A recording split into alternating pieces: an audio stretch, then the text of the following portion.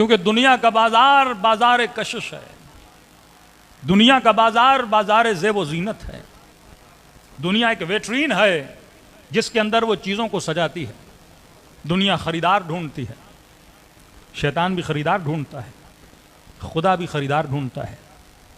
شب ہجرت خدا نے علی کو خریدا، خدا خریدار ڈھونڈتا ہے۔ کربلا کے میدان میں امام حسین میں بھی سمجھو ایک مارکیٹ لگائی تھی اور کہا کہ میں ہوں خریدار، ہے کوئی خود کو بیچنے والا؟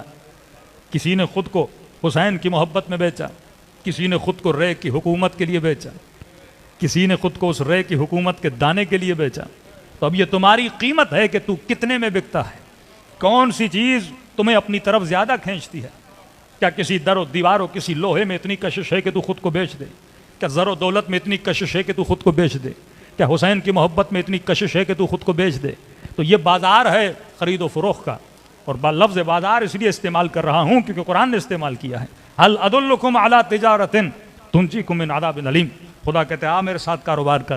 کاروبار میں خرید و فروخت ہی ہوتا ہے کہ ایک ایسا کاروبار کر جس میں نقصان نہیں ہے، جس میں نفع ہی نفع ہے۔ پھر سورہ جمعہ میں وَإِذَا رَأَوُا التِّجَارَةَ أَوْ لَهْوًا انفَضُّوا إِلَيْهَا وَتَرَكُوكَ قَائِمًا۔ اے حبیب جب یہ تجارت کو دیکھتے ہیں تو تجھے تک و تنہا چھوڑ دیتے ہیں، اور یہ بھاگے بھاگے تجارت کی طرف جاتے ہیں۔ تو کچھ وہ ہیں جنہیں تجارت اپنی طرف کھینچتی ہے، کچھ وہ ہیں جنہیں رسول اپنی طرف کھینچتے ہیں۔ یہی معاملہ جنگ احد میں تھا۔ کچھ وہ تھے جنہوں نے احد کی پہاڑی کو نہیں چھوڑا، جن کو رسول اپنی طرف کھینچ رہے تھے، اور کچھ وہ تھے جنہیں مال غنیمت اپنی طرف کھینچتا ہوا چلا گیا۔ تو یہ وجود انسان ہے۔ سوال یہ ہے کہ مجھے کون اپنی طرف کھینچ رہا ہے؟ یہ کھچاؤ مجھے اپنے وجود میں دیکھنا ہے، اور یہی خطرناک مقام ہے کہ انسان اپنی قلب کی طرف رجوع کرے اور یہ دیکھے کہ میرے قلب کی دکان میں کون سی چیز ہے جس نے مجھے اپنی طرف کھچاؤ پیدا کیا ہوا ہے۔ اگر ان غلط چیزوں کو نکالوں گا نہیں تب تک میں اس سے چھٹکارا نہیں پاؤں گا۔ تو کسی کی قلب میں خدا نے بسیرا کیا ہوا ہے، کسی کی قلب میں محبت حسین نے بسیرا کیا ہوا ہے، کسی کی قلب میں ولایت امیر المومنین نے بسیرا کیا ہوا ہے،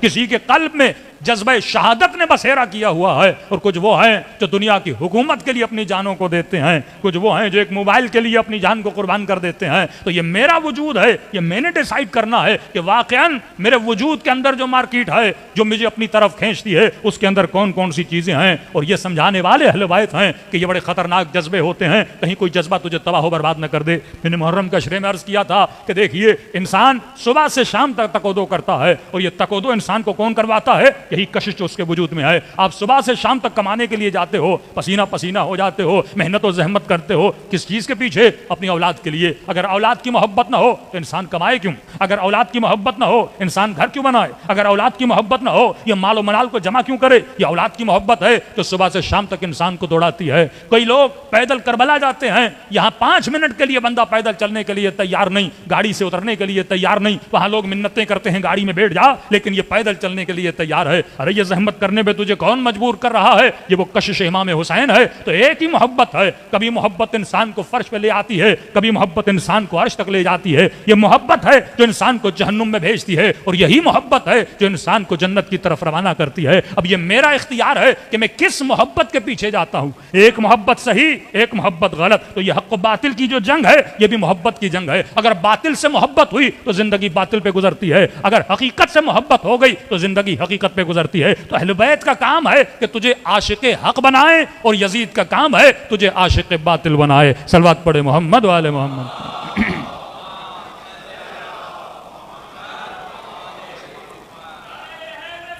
یا اللہ، خدا کا کام ہے کہ آپ کو عاشق حق بنائے۔ یہ جنگ حق و باطل ہے۔ ایک ہی گھر میں 4 بھائی الگ الگ پسند، 4 بہنیں الگ الگ پسند۔ کیوں؟ کیونکہ دلوں کے اندر جو محبتوں کی ویٹرین ہے، جو محبتوں کو سجایا ہوا ہے، وہ الگ الگ چیزیں ہیں۔ شیطان پہلے گمراہ نہیں کرتا، سب سے پہلے وہ دل کے اندر ایک محبت کو ایجاد کرتا ہے۔ اور کوئی چیزیں نیچرل ہیں۔ جب بچہ ہوتا ہے تو دل کے اندر کچھ اور محبتیں ہوتی ہیں، جب یہ نوجوان ہوتا ہے تو کچھ اور محبتیں ہوتی ہیں، جب یہ جوان ہوتا ہے تو محبتیں پھر کچھ اور ہو جاتی ہیں، جب یہ بوڑھا ہوتا ہے پھر محبتیں کچھ اور ہو جاتی ہیں۔ اب ایسا تو نہیں پیدا ہوتے ہی مثلاً آپ کو اپنی اولاد سے محبت ہو، اولاد ہوئی نہیں تو محبت کیسے؟ شادی کی نہیں تو بیوی کی محبت کیسے؟ تو محبتیں آہستہ آہستہ وجود کے اندر جنم لیتی ہیں۔ کبھی خدا قرآن میں کہتا ہے کبھی اولاد فتنہ بن جاتی ہے، کبھی زوجہ فتنہ بن جاتی ہے. کیا ہر کسی کی بیوی فتنہ ہے؟ کیا ہر کسی کی اولاد فتنہ ہے؟ نہیں. جب محبتیں حدوں سے آگے بڑھ جاتی ہیں، جب محبت کسی کی محبت سے زیادہ بڑھ جاتی ہے، تب یہ فتنہ بن جاتی ہے. ایک ہی محبت ہے جس میں انسان کو ڈوبنا چاہیے، ایک ہی محبت ہے جس کے اندر انسان اپنے وجود کو فنا کر دے، اور وہ صرف محبت خدا کی محبت ہے. باقی محبتیں اس کی محبت کی چھتری کے نیچے ہونی چاہیے. لیکن اگر اولاد کی محبت کو میں نے چھتری بنا دیا، حکومت کی محبت کو میں نے چھتری بنا دیا، مال کی محبت کو میں نے چھتری بنا دیا، قاضی شرح کی طرح پہلے مال پھر حسین، ابن سعد کی طرح پہلے حکومت پھر حسین. لیکن آؤ حبیب کو دیکھو، آؤ وہب کو دیکھو، آؤ ابو ذر غفاری کو دیکھو، آؤ شہداء کو دیکھو، جنہوں نے مال، جان، اولاد سب کچھ قربان کر دیا. کیونکہ پہلے اللہ کی محبت، پھر امیر المؤمنین کے دل میں حسنین کی محبت ہے. پہلے اللہ کی محبت ہے، پھر زوجہ کی محبت ہے. پہلے اللہ کی محبت ہے، پھر اولاد کی محبت ہے. پہلے اللہ کی محبت ہے، پھر اپنے اصحاب کی محبت ہے. یہ نہیں کہ یہ چھوٹی محبتیں بڑی بن جائیں تو پھر یہ اللہ اکبر بن جائیں گی. اللہ بڑا اسی لیے ہے کیونکہ اللہ کی محبت سب سے زیادہ ہونی چاہیے. الہکم الہ واحد، تمہارا الہ ایک ہی ہے.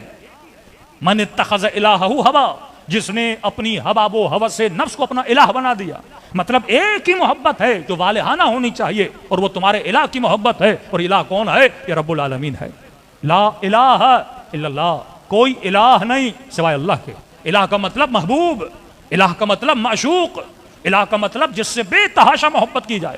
اب یہ الہ کسی کا گھر ہے، یہ الہ کسی کی بیوی ہے، یہ الہ کسی کی اولاد ہے، یہ الہ کسی کی دولت ہے، کسی کا مقام ہے. جب اس نے اس کو الہ بنا دیا لہذا اب مجنون ہو جاتا ہے، اب اسے حاصل کرنے کے لیے پاگل ہو جاتا ہے، اب اس کے حصول کے لیے سب کچھ قربان کر دیتا ہے. کتنی اولادیں تھیں جنہوں نے اپنے والدین کو قتل کیا صرف تخت پہ بیٹھنے کے لیے.